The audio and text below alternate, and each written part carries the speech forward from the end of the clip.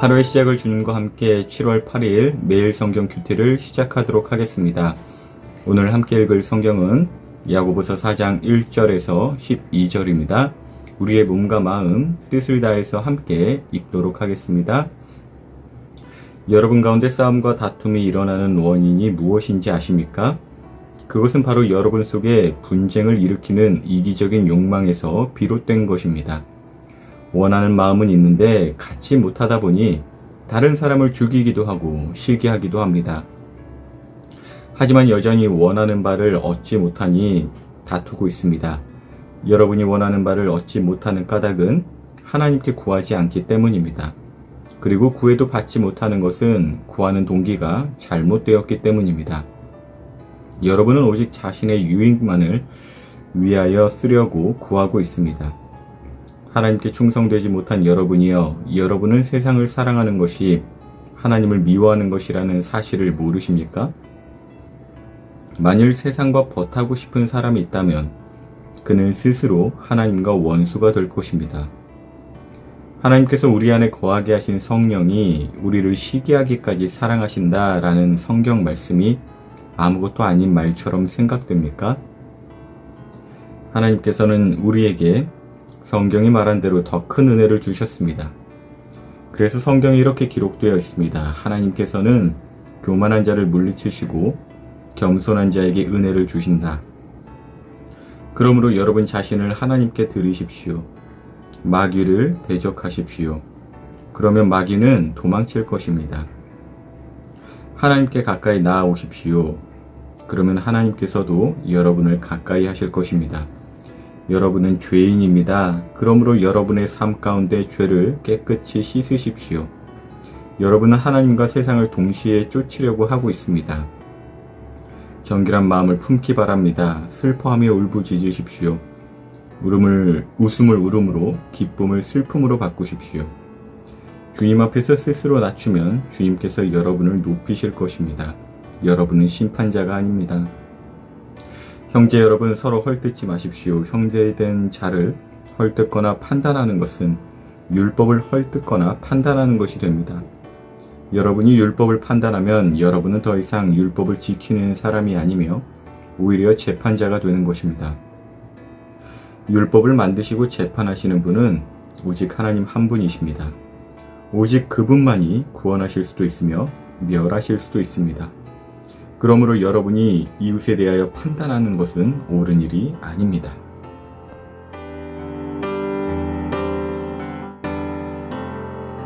우리는 계속해서 야고보서를 묵상하고 있죠. 야고보는 흩어져 있는 교회와 성도들에게 야고보서를 보내었습니다. 특별히 모이기 어려운 이 시기에서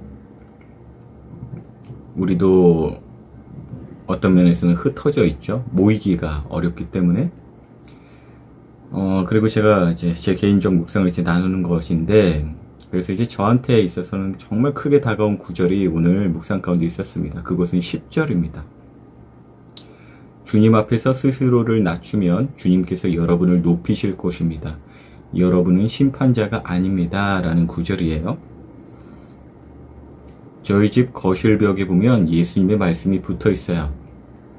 예수님께서 세 계명을 주노라 이렇게 말씀하시고, 내가 너희를 사랑하였듯 너희도 서로 사랑하라. 너희가 서로 사랑하면 이로써 세상이 너희를 보고 내 제자인 줄 알리라 라는 말씀이에요.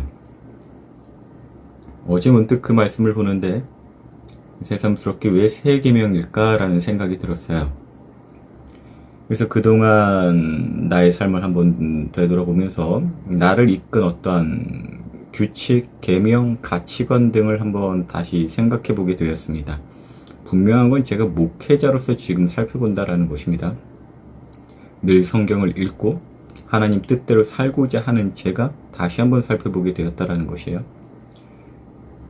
그런데 뭔가 중요한 것이 빠지고 있었다라는 생각이 문득 들었어요. 그것은 서로 사랑함이 없었던 것, 어떤 도덕적이고 윤리적인 부분, 어떤 감정이 아닙니다. 우리가 지난번에 그 VIP 해피데이 했을 때 사랑의 정의를 나누었죠. 사랑하기로 결단하는 것을 말하고 그 정의를 기반하여 지금 서로 사랑함을 이야기하고 있다는 것이에요. 착한 모습을 보일 수도 있었죠. 목회자로서, 또 교회를 다니는 사람으로서, 적어도 교회에 있는 동안에는. 하지만 그 교회 안에서도 또 어떤 신학 공부를 함에 있어서도 또 여러 가지 부분에 있어서 가장 중요한, 우리에게 가장 중요한 그 예배에 있어서도 서로 사랑함, 하나님을 사랑하고 서로 사랑함, 이것을 빼고 어디서 생긴지 모를 어떤 열정, 그리고 어떠한 그 세상 것에 반대하고자 하는 그런 열정마저도 굉장히 날카롭게 제가 바뀌어 있었다라는 마음이나 여러 가지가 굉장히 날카로운 마음을 갖고 있었다라는 생각이 문득 들었어요. 어떠한 실행에 있어서 혹은 내가 갖고 싶은 것에 있어서 남에게 피해를 주고서도 갖고 싶었고 실행하고자 하는 어떤 완벽주의, 그리고 어떻게 보면 굉장히 무례한 것들 하나하나가 좀 생각나는 요즘이었어요. 특히 말씀을 묵상하면서 더 그랬죠. 목회자이기 때문에 또 목회자 나름대로의 그 어떠한 다른 교회들과의 비교, 경쟁, 그런 것들이 분명히 제 안에 있었다라는 것. 그것들을 딱 두고 보니까 서로 사랑하라는 계명은 정말 저에게 있어서 새로운 계명이었습니다.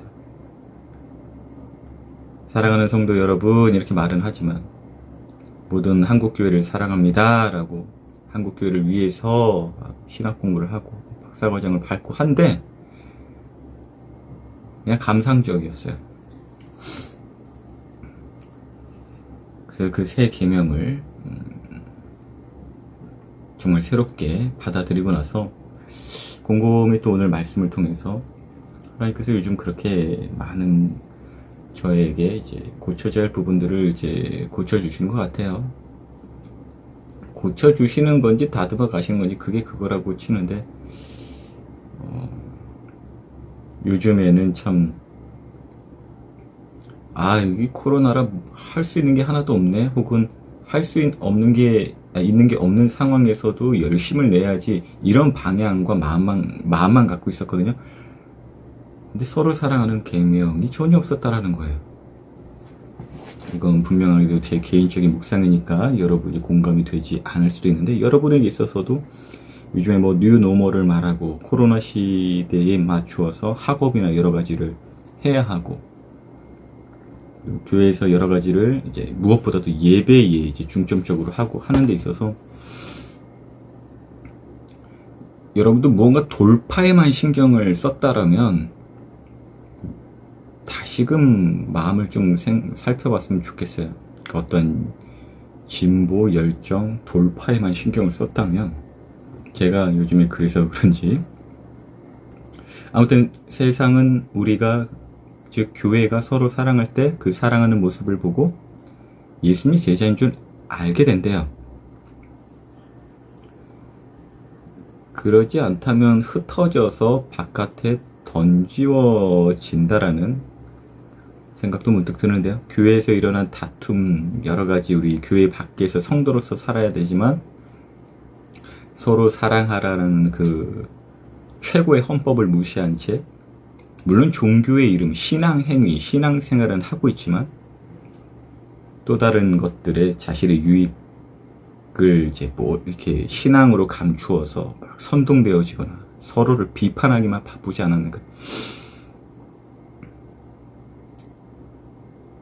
그래서 지금 흩어진 상황이 되지 않았는가.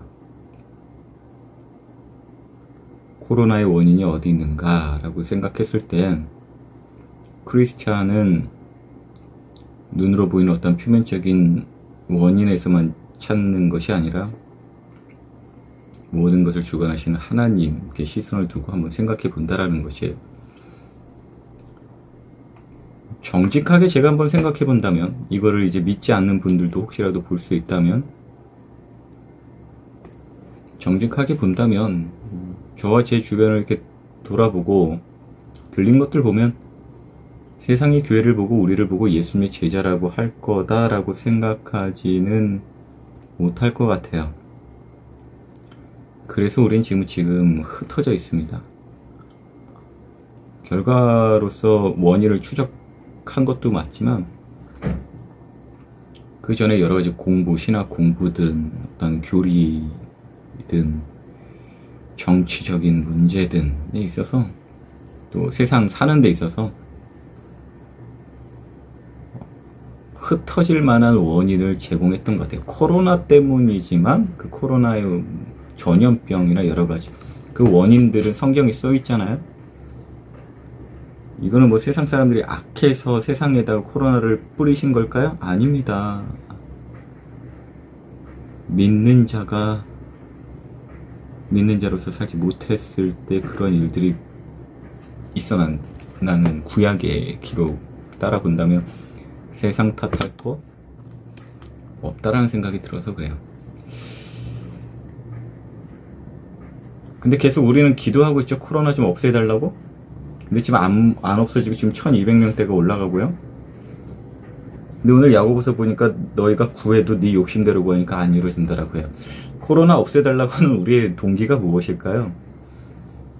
지금 이 시기 자기 교회 안에 어떠한 것이 정말 교묘한 그 교만을 없애지 않는 한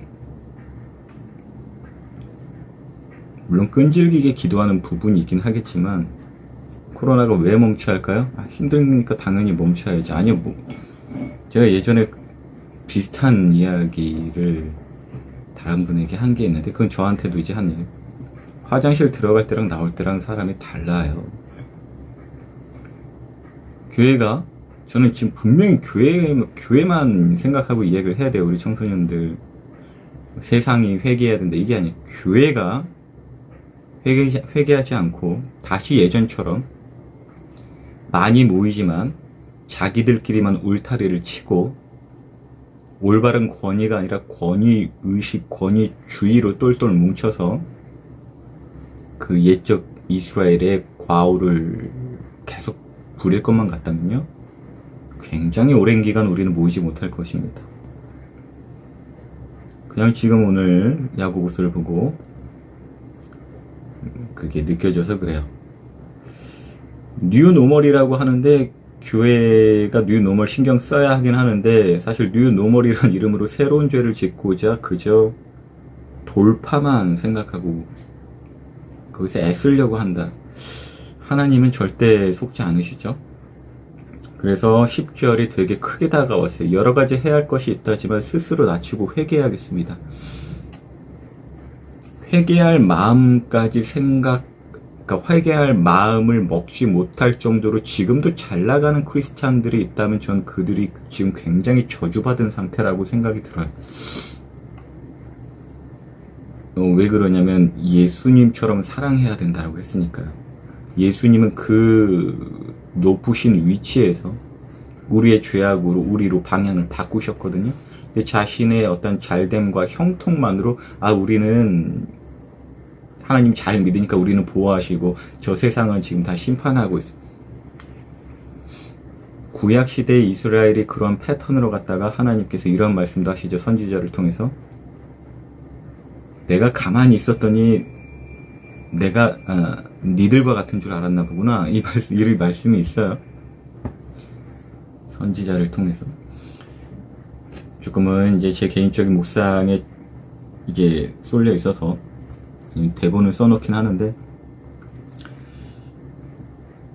집중이 안 될 묵상 같기도 하지만 우리 청소년들 어떠세요?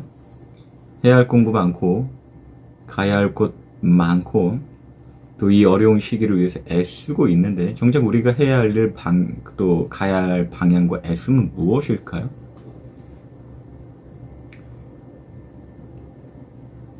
저는 이 시대에 지금 코로나가 모든 죄인들에게 있어서는 기회라고 생각하는데 그것은 회개의 기회이기 때문입니다. 문득 그런 생각이 들었어요. 정말 이 코로나 자체를 하나님께서 컨트롤하지 못하시는 것 아닌가라는 생각이 들 정도로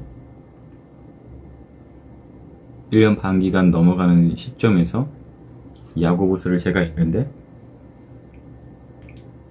얼마나 없애달라고 구했습니까? 코로나 빨리 좀 없애달라? 근데 지금 1200명 더 늘어났죠?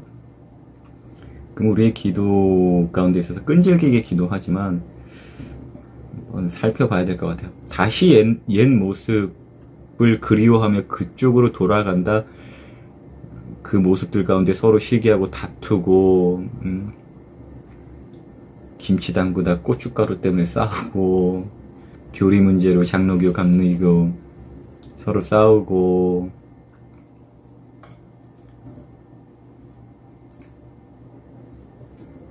하나님께서 흩어버리시는 이유를 한번 생각해 봐야 되는데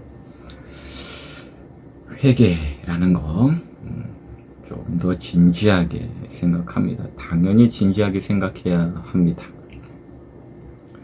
오늘도 이 코로나 팬데믹 시대에서 마땅히 품어야 할 생각과 해야 할 일이 무엇인지 우선순위를 바로잡고 우리 살도록 합시다.